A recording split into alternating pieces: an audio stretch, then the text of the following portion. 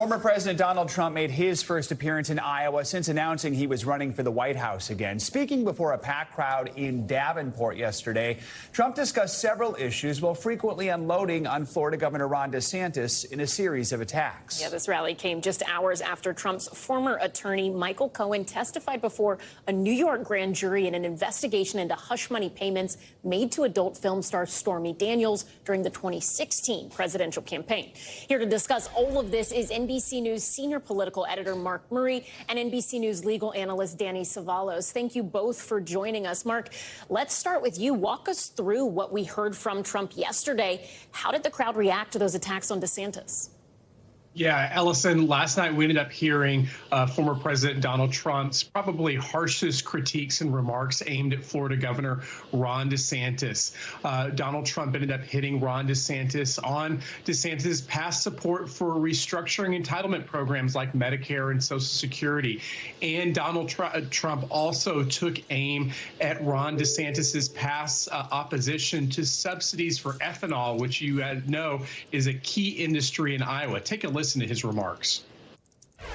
Ron DeSantis strongly opposed ethanol. Do you know that? And we don't even know if he's running, but I might as well tell you. If he's not running, I'll say he was fine on ethanol. Don't worry about it. He strongly opposed ethanol and fought against it at every turn, and he's going to do that again. Ellison, though, as far as your question, how the crowd received it, it was a raucous crowd in support of Donald Trump.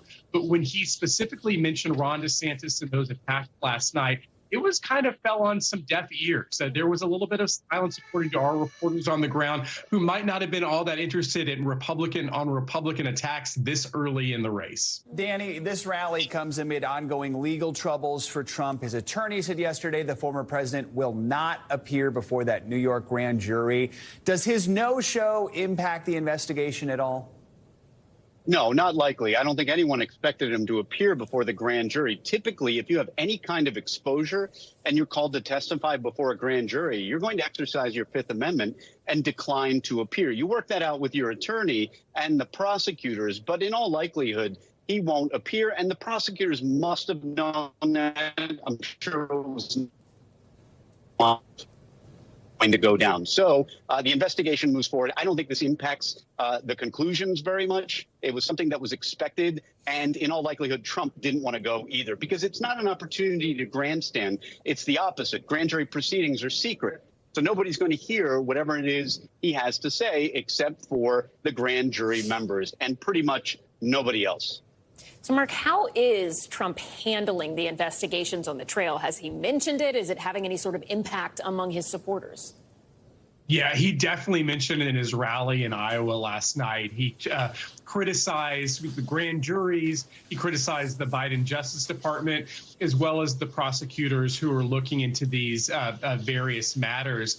And Ellison, you know, it is what ends up happening legally to Donald Trump might actually be the most important unanswered question in this very, very early 2024 Republican race. It's possible that an indicted Donald Trump could end up reshaping things, could end up having Republicans maybe decide not to support him, or it could actually end up rallying Republicans to his cause. And so what ends up happening on the legal front is going to be a really, really important development.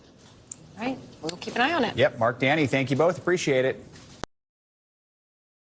Thanks for watching our YouTube channel. Follow today's top stories and breaking news by downloading the NBC News app.